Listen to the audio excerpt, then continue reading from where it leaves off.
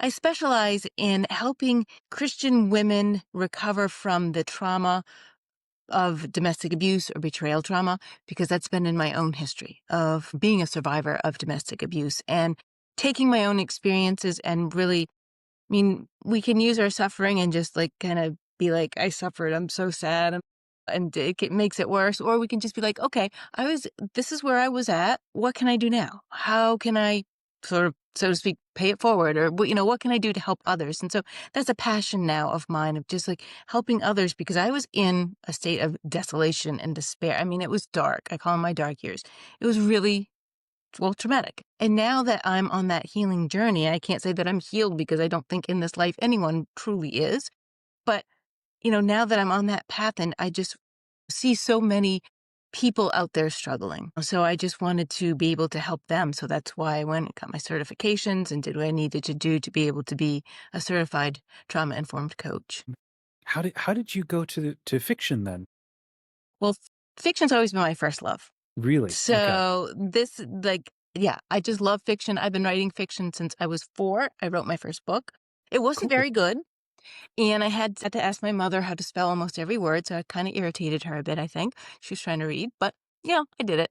So it's just always been what I love to do. Of course, fiction often doesn't pay the bills. So what else can you add to your repertoire to help enable the writing life, basically? And I found something like coaching to be perfect because I'm my own boss. I make my own hours. I can determine how many clients I take on and how many I don't, depending on, what I want to work on. So it's been a blessing to be able to do both. And they work well together. Great. Amazing. Okay, so fiction is your first love. Do you have any other published fiction pieces apart from the story about St. Catherine? Nope, this is my first published novel. I have another one in the works that I'm editing that I'm going to send away. And then I'm working on the sequel, actually, to World Between Worlds, so, where this novel on St. Catherine of Siena ended. It ended just as she's about to start her public life. Her life was just so rich and so full, and the world around her was just, it was a tumultuous time. 14th century was a tumultuous time. Let's just put it that way. So there's so much to write about that I'm like, okay, there's a sequel. I couldn't write it all in one book. So there's a lot more coming. So if this is your first novel, it seems like you came out swinging from the starting gate. That's a mixed metaphor, isn't it? But just reading the first few pages of your book, it's so instant and visceral and personal. You don't make any of the mistakes that a lot of debut authors seem to make, that I've seen anyway. It's so instantly human. Why did you pick St. Catherine? Or why did she connect so deeply with you? Well, it's said that we don't pick our patron saints, they pick us. And I really think that that's absolutely true. This book was a long time actually in the making. I researched for like 4 years. I wrote it, what is this? I wrote it almost 10 years ago, I think. So I wrote it and then I just had it on my computer.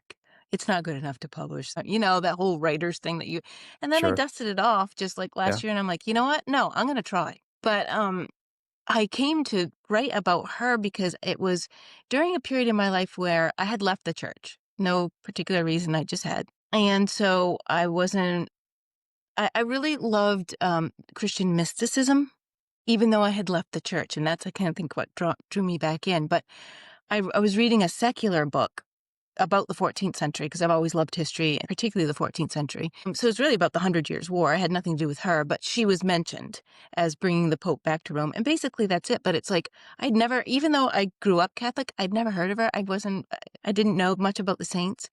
And there was just something, it was like I could physically feel a spark light up in me. Mm. Like I was Yeah. like, who is this person? I have to know. And that led me on a journey of reading all that I could, but then I'm like, okay, I got to go to Siena. I need to walk in and it wasn't very long before she led me back to the church. There were other factors that led me back, but I definitely returned to the church and started really jumping in as far as like the research and meditating as well. Not just like, okay, read about her life, but pray about her life. Pray about just really being able to understand the wisdom that she gives us. That's So amazing. that's how it all began. Amazing. Tagline on your website says bringing medieval mystics back to life. You've already started hinting at this. Can you keep saying more about that? Why does that matter, continue to matter so much to you? What does it mean to bring them back to life? So often with the medieval mystics, we read them and either we can read them and just don't understand them because the language is kind of, it's either, if it's it can be really flowery or poetic or just like incomprehensible, like pick up St. John of the Cross without like any training whatsoever. And you're like, I don't know what this guy's talking about, right? It's Right, like, right. Or we wear so, oven but mitts, like we keep them at a very safe distance from yes, anything right. serious. Yes. And even when it's not their mystical writing, but like St. Catherine of Siena has over 380 letters that she wrote that we still have to this day. Reading her, it can be difficult because we're not reading her with the medieval mindset. Like she has so many things where she's like talking about just various things. She mixes her metaphors all the time, but we don't get really like we understand with our head, like, but we don't understand her world. Like to really get into the mystics, you have to understand the medieval world, the medieval mindset, which is so different from ours. So Yeah. that's what I'm trying to do is like immerse myself in the medieval world. So then I can really tease that out and bring that out so that the modern mind can understand what these mystics are really talking about and the beauty of what they're teaching and how deeply they unified their souls with the Lord and like what that means. What does it mean to be in unity with God? Like we can know what it means in our head, right? But understanding with the heart. So that's really what I'm trying to do. Can you say more? So you said the medieval mindset, understanding their world on their terms to be able to understand what it is they're saying at all. What's been some of the most moving things, perhaps, for you that this research has brought to light? Has it changed you in any way? Hmm. Yes, I think there's been a couple things. One of the things is blood. Okay, so Really? St. Catherine of Siena speaks about blood. Like when I first started writing her, the blood of Christ, drown in the blood of Christ, drink the blood of Christ, immerse yourself. She's a very bloody writer. And from Okay. my modern mindset, I'm like, this is a bit much. I understand the saving grace of the blood of Christ. I understand what she's saying with my head, but the focus on it was so much, like drenched in it really was off-putting to me in some ways. I'm like, this is just, so I'm like, let's really, what does she mean? Okay. And again, we know as Christians what that means, but what does she really mean? And so going into like the medieval mindset of how the blood and the heart work, like the heart is the seat of the soul. So the soul actually dwells in the heart and the heart produces the blood. Therefore, the soul of a person is in the blood. Hmm. Okay. And you can share, like they believe that you could, breathing in, the air that you breathe in um, helps create your blood, right? So you're breathing in the atmosphere of others, for example, in the medieval world, that like you could breathe in the spirit of others and that really melds with your own blood. If you even just, you're sitting in front of the crucifix and you're breathing in that spirit of Christ, he becomes one with your blood. And so for her, that was the meaning of the mystical union, the way that she basically, if she knew about blood transfusions that we have nowadays, she'd be like, yes, that's it. That's what I want to describe. Because when we have a blood transfusion, that becomes our blood and our blood mingles with that one. And then, so for her, it was becoming truly one spirit with the soul of Christ. So it wasn't just like this physicality of blood. It was this in such an intense union that the human language can't describe it. So that was the only way she could describe it. So really understanding how the medievals understood blood, not just on like we do on a medical level, we know far more than she knew, but on Hmm. that spiritual level, which The back then the meaning of spiritual and blood. the medical was the same. This is all based on Aristotle. So it's really ancient what they believed. And so that really helped me understand where she was coming from with that. And also one experience she had called the mystical exchange of hearts, where she felt that Christ took out her heart and replaced it with her own. And she was almost insistent, like, literally this happened. And we're like, well, if she thought that it happened literally, is she crazy? Like, Yeah. that sounds Wow. nuts.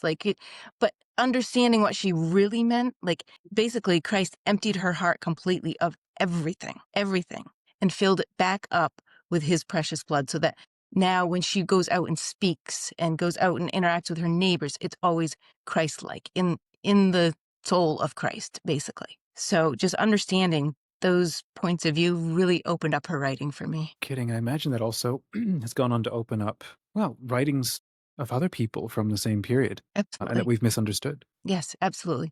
That's why, I love when I'm done with writing about St. Catherine of Siena, I've got a whole list of other mystics that I want to write about because it opens things up so much more.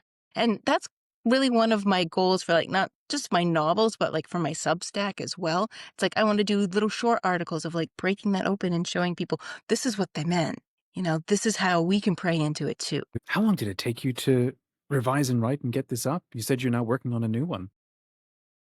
Oh, that's a good question. I'm trying to remember when I started. It took me 3 or 4 years to research it, and in the researching, I was also writing, but not writing, like, focusing, so writing, like, bits and pieces. And then when I actually, like, sat down and really just, like, "Okay, now I'm just gonna write this thing," it was like a year and a half, and then that's just the first draft, and then I took another year or whatever to revise it, and then, like I said, I didn't do anything with it. I don't know why, but I didn't. And then when I, um decided, "Oh, I'm gonna try to get this published," then I went through another round of revision. Amazing, amazing. I want to ask you about your trip to Siena. I think you said you went, but before that, though, just already the process of writing a novel. I mean, a book in general, but a novel specifically is a very intense, also a very spiritual kind of thing. And then to be doing that about the life of an actual mystic, I imagine, is even more weighty. There's just more that it involves in you. It's also a more prayerful experience. What was one of the hardest things you had to maybe wrestle with from St. Catherine's life or something that she said? Well, again, I think the blood thing really got me at the beginning because it was so much. It's like, and then some of the things that she says I didn't understand, and again, in the modern mindset, it was just like, I don't know about this writing. Like, she talks a lot about vomiting out sin, and then me, that image is like, that's gross, you know. Like, but again, understanding the medieval world, because like it was believed that you had spirits in your body. Like if you had a demonic spirit, one in exorcism, one of the ways you got it out, if someone vomited, then the priest would know the demonic spirit has exited the body. So that's kind of what she's talking about. So it's really her the way she words things because it's so medieval in that mindset. I really had to try to get into what she meant and then put her own voice. I wanted her voice to be in the book. I didn't want that to be my voice. Like when I write from the first person, I wanted to be Katerina. I wanted to be her, to write like her. So really just trying to immerse myself as much as possible and prayerfully, like you said. I mean, we had the intercession of the saints. That's such a blessing, asking for her help. How did you do that? How do you, or at least how do you feel you accomplished capturing her voice and then writing from her view as opposed to your own as, well, we're both moderns. And then she's like, how many hundred years ago? 400 years ago or something? 47, she was born, in 1380 she died. So a long time ago. Yeah, yeah. Yeah. It's funny because at the time I always pray. I had to start by just praying and then the words would just come out. And then, what did I feel that they were in her voice? Well, I hoped it was in her voice. I prayed that it was, but I just kind of, at some point, I just had to let it be and trust and be like, okay, this is how it came out. I hope this is how I revised. And I think as writers too, we tend to revise too much. So I had to be cautious about revising. Like once I got to the point where I'm like, okay, I think this is polished, my inclination would be to revise again just to make sure it's okay. But then I'm like, no, I was revising again and putting my own voice into what was already there. So I'm like, I can't do that. I just have Right. to Yeah. trust the process. Go with the initial inspiration. So you said the Yeah. book has been out since about April. Congratulations on the new Yes. launch. Thank you. And Thank you. what's been the response from people? What have they loved about it? The biggest response I get from almost everybody is like, I was there. I feel like I was there. I could smell things. I could see things. I could feel things. So it's like the intensity of the writing and being present in the medieval world, being present with St. Caterina and the other characters. That's what I keep getting over and over. So I'm really grateful that, yeah. Do you feel your trip to Siena contributed to that? I imagine it must have grounded you in that the atmosphere of everything. What was that experience Absolutely. like? Absolutely. So I spent a lot of time in Siena, multiple trips. One of the trips I spent about a month there. So I really could just immerse myself. And my goal was to just really walk in her footsteps and look around and see things as she may have seen them. So, for example, the hotel I stayed in was actually a part of her childhood home. Really? It's now a hotel. So I would leave my hotel and walk up this little narrow alleyway that she would have walked up to go to San Domenico Basilica and just Okay. stand on the hill and you can hear the bells. Like in Siena, you can hear the bells of the cathedral across the city go off. So when it's 7 o'clock, the cathedral will go off, but the other churches won't. So then Then 1 minute later, San Domenico their bells will start ringing. A minute after that, San Francesco, way on the other side, will start. So before you know it, the whole city is just ringing with bells. So Wow. I would Wow. like stand there and imagine, here I am about to go into mass because I know she went to mass every day. And these bells have been ringing since she lived. So just trying to imagine, how did she feel? Where was she? And just, again, just praying constantly, like trying to experience. And I walked Siena, every single street of Siena multiple times just to try to get the feel of it, so that then when I was writing, it would come out without me just come out naturally, because Mhm. it's in my brain now, it's in my spirit, it's in my soul. Like I could just really, I could put myself there. So because I can put myself there because I've been there, I could put my readers there. It's incredible. So you called your book World Between Worlds. Why? I mean, I instantly get C.S. Lewis connotations, magician's nephew. Why did you choose that name? What does it mean for St. Catherine? Because that's where she lived, really. She lived on Earth, but not of the earth, to speak in Pauline language. It was, and when she was in a mystical ecstasy, she didn't want to leave. She was, again, physically upon the earth, but there's tales that, people could poke her with pins and she wouldn't know it. She was so immersed in the divine, so immersed in that place, that world between worlds. She wasn't in heaven. She wasn't dead. Her body may have been on earth, but her spirit wasn't. So where was it? It was in that world between worlds, that God-given place of as much unity with the Godhead that we can achieve in this lifetime, and kind of neither here nor there. So Amazing. You said that you discovered her out of practically a footnote that just electrified you. What was it about as you started reading more about her life? And then maybe tell us a little bit about, for those who've never heard of this medieval mystic, what was it that actually just pushed you over the edge and you realized, okay, this is absolutely someone I need to spend time with? What was the thing that you learned about her that did that for you? it was strange, because I was reading Barbara Tuchman's Through a Distant Mirror, I think it's called. It's a book about, again, about the Hundred Years' War and all about the 14th century. And so they mentioned Katerina bringing Pope Gregory back from Avignon to Rome, but then about her austerities, extreme fasting. And I thought, that's weird. Right, I don't relate to this. Like, why are you gonna starve yourself to? So it wasn't something positive. It wasn't like, this sounds like it was almost like, this sounds like a strange lady. But Yeah, but there's right. something in me that has to know, like, why would you do that? But I don't know, I just can't explain that spark. It was just like, it was a strange reason, but I just had to know. I had to get to know her. I had to get to know, well, why would you do something like that? I don't understand. So it was just this hunger to be like, I want to know this strange person because she seems really weird. So keep going for a minute, if you would, and outline the rest of her life and why she is so incredible. Like you say, it's a novel of interior fire and outer war. Those are really cool words to Mm. pair with her. Yeah, she had an amazing, amazing life. So it started off for her with a mystical vision that she had at the age of 6. And there wasn't anything spoken. She just saw, she was walking home from her older sister's house. Because Siena is just all hills, steep, steep hills. It's Tuscany. So she was up on one of the hills, about to go down into the valley where she lived. And above San Domenico Basilica, she saw a vision of Christ and the saints. And she just felt like it was this blessing. She just felt like, oh, that's what I want for the rest of my life, is Christ. And so at that young of an age, and she kind of defied what was expected, is either like, okay, if you want a life and be the bride of Christ, then you go into a convent. Do that or you get married. Otherwise, an unmarried woman back then was just close to prostitution. What else is she going to do with her life but maybe be a prostitute so she can eat, So that was kind of their mindset. But she's like, no, I know I need to follow God. And so she wanted to be a hermit. And so she locked herself in a room after finally persuading her parents to let her lead this unmarried life and yet not go to convent. And so with 3 years of intense prayer, and she didn't ever want to leave. That was just what she wanted to be, was a hermit. She didn't want to go out and do anything else. But she heard God calling her out into the world. And that Okay. was really hard, because women don't do what she did. Women don't do that. She was met with a lot of skepticism, so there was that internal war of like, I don't want to do this, Lord, please don't call me to it. Are you really calling me toward that? Or is this a temptation? Is this my imagination? And the world around her was, as I describe in my book, because I get into the world around her too, there was like intense fighting between the city states in Tuscany intense fighting within Siena itself. There was the Hundred Years' War. There was the Pope in Avignon, who, that was a whole tension. There was just so much going on. She didn't want to be involved in that, but God was calling her to it, and she was like, okay, I guess I have to do what God's telling me to do.